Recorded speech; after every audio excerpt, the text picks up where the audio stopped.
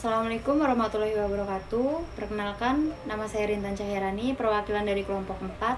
Di sini saya akan menjelaskan tentang analisis laporan keuangan. Mengungkap cerita di balik angka. Merupakan suatu teknik untuk memahami dan mengevaluasi informasi keuangan suatu perusahaan guna mendapatkan wawasan yang lebih dalam mengenai kinerjanya. Berikut di belakang saya contohnya. Tujuan analisis laporan keuangan. Yang pertama, evaluasi kinerja. Mengukur sejauh mana perusahaan mencapai tujuan bisnisnya melalui analisis pertumbuhan profitabilitas dan efisiensi. Yang kedua, pengambilan keputusan. Mendukung pengambilan keputusan yang tepat seperti investasi, kredit, atau pengambil alihan bisnis. Yang ketiga, menilai kesehatan keuangan. Menentukan kekuatan modal, rasio keuangan, likuiditas, dan solvabilitas perusahaan. Yang keempat, mendeteksi risiko. Melacak fluktuasi keuangan dan potensi risiko berdasarkan analisis yang komprehensif. Metode analisis laporan keuangan. Yang pertama, analisis vertikal. Membandingkan ukuran setiap item laporan keuangan dengan total atau komponen yang relevan dalam laporan yang sama. Yang kedua, analisis horizontal. Membandingkan angka-angka laporan keuangan pada periode waktu yang berbeda untuk melihat tren dan perubahan. Yang ketiga, analisis rasio keuangan. Menghitung dan mengevaluasi rasio keuangan untuk mengukur kinerja dan stabilitas perusahaan. Rasio keuangan yang penting. Yang pertama, laba kotor. Mengukur efisiensi dalam menghasilkan penjualan setelah mempertimbangkan biaya produksi. Yang kedua, rasio utang. Menilai sejauh mana perusahaan bergantung pada hutang untuk mendanai operasional. Yang ketiga, return on investment. Menunjukkan efektivitas penggunaan aset dalam menghasilkan keuntungan. Yang keempat, rasio lancar. Mengukur kemampuan perusahaan untuk memenuhi kewajiban jangka pendek dengan aset lancar.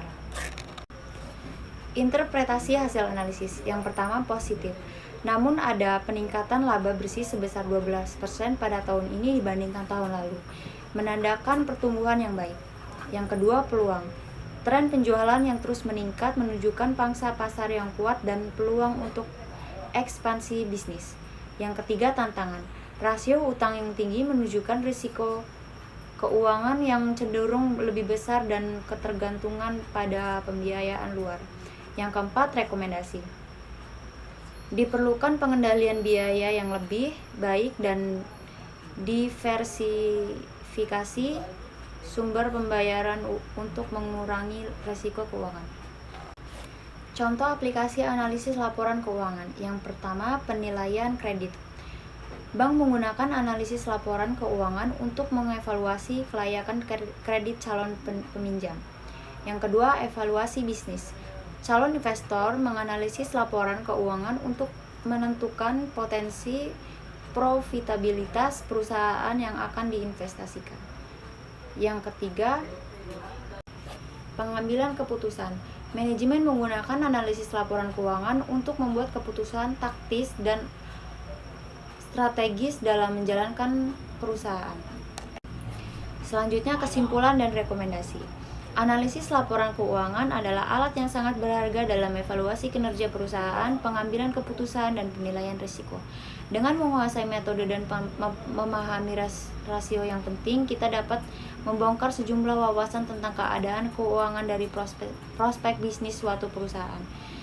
Dalam prakteknya, tujuan analisis haruslah memberikan pemahaman yang lebih baik tentang perusahaan, mengidentifikasi faktor-faktor kunci yang mempengaruhi kinerja keuangan, dan memberikan rekomendasi yang mendukung pertumbuhan dan stabilitas bisnis. Sekian yang dapat saya sampaikan. Terima kasih.